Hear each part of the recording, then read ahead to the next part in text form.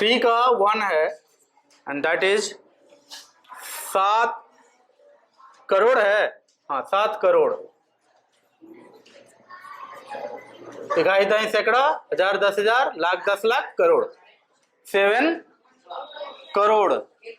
अच्छा, अगर international system में इसको पढ़ेंगे तो क्या पढ़ेंगे? 70 मिलियन, 70 मिलियन पढ़ेंगे, है ना। इकाई दही सैकड़ा, हजार, 10,000, 100,000, मिलियन, 10 मिलियन, तो 70 मिलियन होगा। मिलियन बिलियन का कहानी पता है कि ना तुम लोग को? पता है? पता है तो उसको बार बार रिवाइज करते रहना, नहीं तो फिर बाद में जो है ना, बाद में जब कोई बड़े एग्जाम की तैयारी करोगे तो बहुत दिक्कत होगा। बहुत लोगों को मिलियन बिलियन और इधर करोड़ लाख का गिनती में बहुत कंफ्यूजन होता है। देखो यहाँ बराबर क्या हो जाएगा, 7 इंटू 1 के ऊपर कितना जीरो हो जाएगा, 1 2 3 4 5 6 7, 7 जीरो, 1 2 3 4 5 6 7, बराबर हो जाएगा 7 गुना 10 के पावर 7। हो गया आंसर।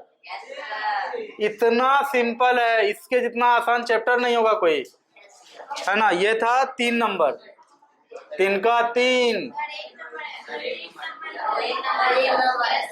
अरे 1 नंबर बना दिए, बोले थे 3 बनाएंगे। अच्छा ठीक है, 3 का 3 देख लो कितना है भैया।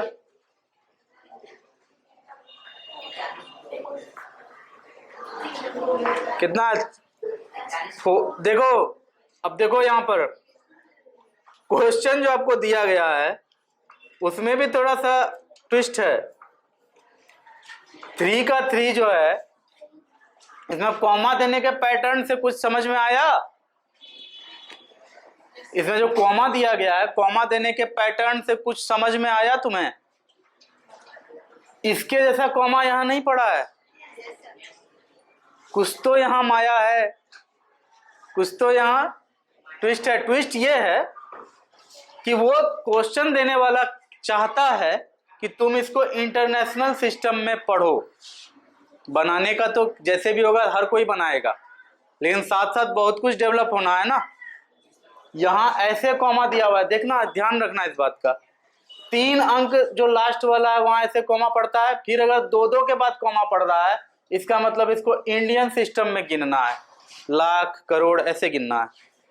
लेकिन अगर हर 3 पे कॉमा पड़ रहा है शुरू से लेकर लास्ट तक, तो मतलब इंटरनेशनल सिस्टम में गिनना है। इंटरनेशनल सिस्टम में कैसा गिनाएगा? वंस, टेंस, हंड्रेड्स, इकाई दही सैकड़ा, 1000, 10,000, 100,000। हिंदी में क्या होता है कि 10,000 के बाद लाख हो जाता है शुरू, लेकिन अंग्रेजी सिस्टम में क्या है कि 100,000 तक जाता है। आई बात समझ में?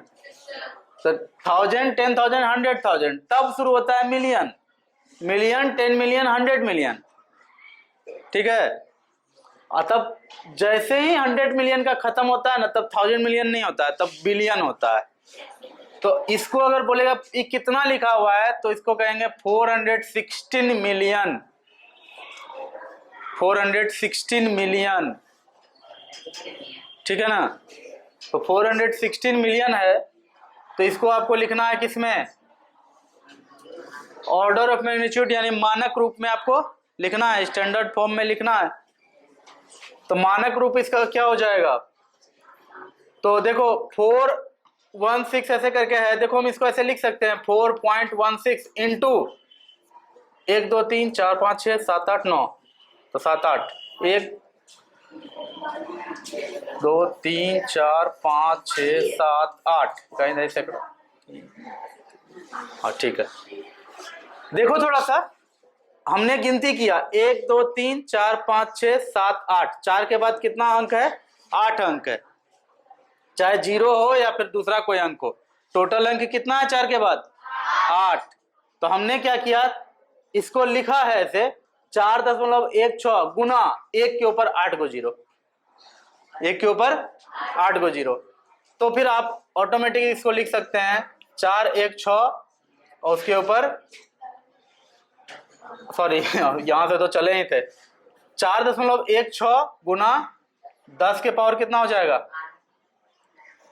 8 लिख दें, हो जाएगा आंसर। तो इतना ही सिंपल है ये। तो ये चैप्टर बहुत ही सिंपल है। 3 के बाद क्या था, 6, 5 बोले थे, 3 का 5, 3 का 5 में क्या है, 9634.21, यही है ना? 9634.21 बराबर क्या होगा? सिंपल सा बात है इसमें।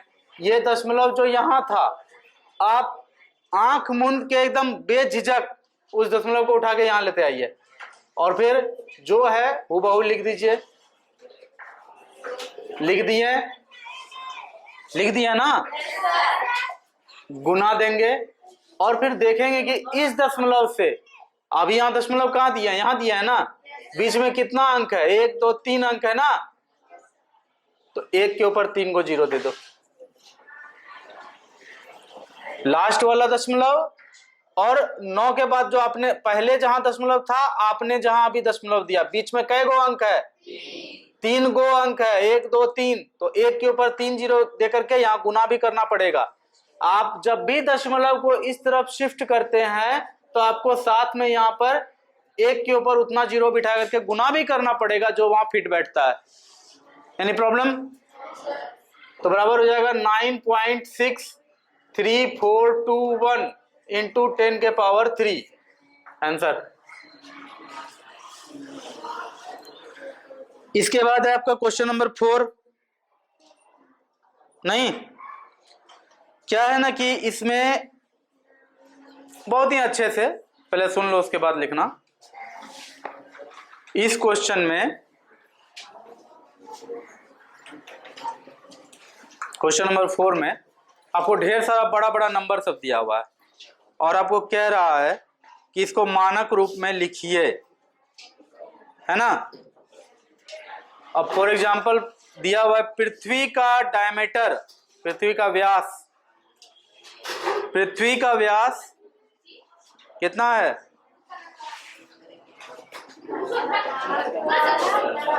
12 करोड़ नहीं 12 करोड़ नहीं बोले, 1,27,56,000 मीटर है, यही ना है? 1,27,56,000 मीटर है। तो आपको कुछ नहीं करना है, क्वेश्चन आपका कितना कह रहा है उतने करिए। 4 नंबर का 1 नंबर क्वेश्चन हमसे बोला कि 1,27,56,000 को मानक रूप में लिखें, तो बराबर सीधा हो जाएगा 1.2756, बाद में 0 है, आप नहीं लिखोगे चलेगा, मन है लिखने का लिख दो, लेकिन ना ही लिखना। अगर लास्ट में ढेर सारा 0 है, 0 के बाद कोई दूसरा अंक नहीं है, अरे मछली बेचना बंद करो, यहां देखो लास्ट में सिर्फ 0 है और कोई अंक नहीं है 0 के बाद, आप 0 ना भी लिखेंगे तो चलेगा, सीधा हो जाएगा तब 1.2756। लेकिन तुरंत क्या करना पड़ता है यहाँ? गुना। जब भी आप अपने मन से दशमलव देते हैं पहले अंक के बाद, तो उसी स्टेप में आपको क्या करना है? गुना करना है। गुना करके फिर 1 लिखना है। अब गिनती करो, 1 2 3 4 5 6 7, 7 है ना? 1 के बाद 7 अंक है ना यहाँ, तो आप 7 0 बिठा दो। कोई बोलेगा सर यहां तो दशमलव के बाद आप 4 ही अंक लिए, 7 0 क्यों बिठाए? क्योंकि 7 0 इसलिए बिठाए क्योंकि जो क्वेश्चन हम लोग को दिया गया था उसके आधार पे हमको 0 बिठाना है, ना कि यहाँ जो पहुंचाए हैं वहां इसके आधार पर। यहाँ 0 इसलिए नहीं लिखे क्योंकि दशमलव के बाद केवल 0 का कोई अर्थ नहीं है। आप इसके बाद कितना भी 0 दीजिए कोई फर्क नहीं पड़ता है, इसलिए हमने यहाँ 0 नहीं दिया, तो ऐसे करके लिख दिया। अगले स्टेप में तब क्या करेंगे? 1.2756 गुना 10 के पावर 1 2 3 4 5 6 7 लिख देंगे।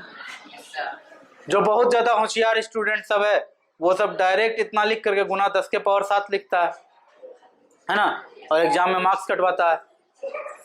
क्योंकि एग्जाम में मार्क्स केवल और केवल आंसर के लिए नहीं मिलता है, एग्जाम में मार्क्स स्टेप का भी मिलता है।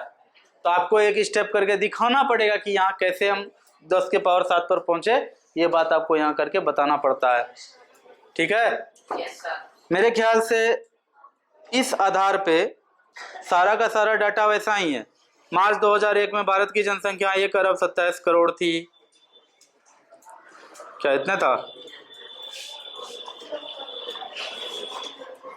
ठीक है, नहीं, वर्ष 2001 में भारत की जनसंख्या 1,02,70,00,000 थी।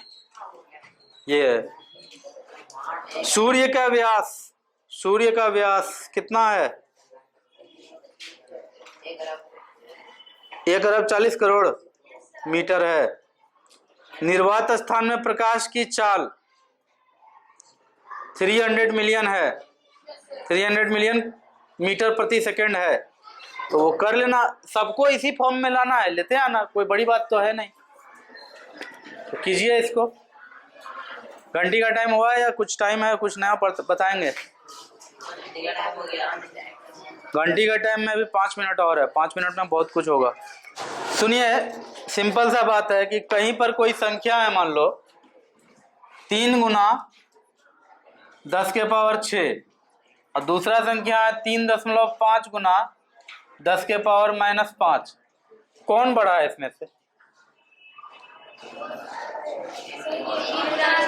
पहला वाला बड़ा है कि दूसरा वाला बड़ा है? अच्छा, और यहाँ 10 के पावर -9 है, तब फिर भी पहला वाला ही बड़ा है ना? ये बड़ा है।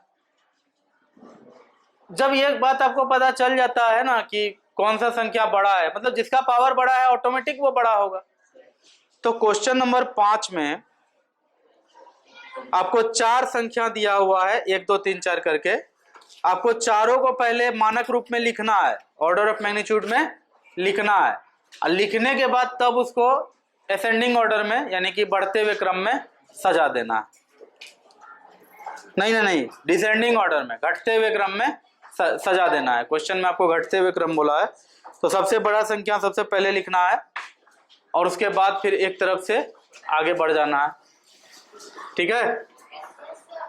जैसे पहला है संख्या सूर्य और शनि ग्रह के बीच की दूरी, दिया हुआ है, कुछ बड़ी सी संख्या है। शनि और यूरेनस ग्रहों के बीच की दूरी, वो भी कुछ दिया हुआ है। सूर्य और पृथ्वी के बीच की दूरी, पृथ्वी और चंद्रमा के बीच की दूरी, इसमें आपको सजाना है। मेरे ख्याल से ये सजाना बहुत इजी रहेगा, आप कर लेंगे, और नहीं करेंगे तो फिर तो हम हैं, नेक्स्ट क्लास में देख लेंगे। तो इस तरह से ये चैप्टर खत्म होता है। नेक्स्ट क्लास में बीजीय व्यंजक शुरू करेंगे। ठीक है? Algebraic expression. Thank you so much. Class यहीं कंक्लूड करते हैं। ओवर।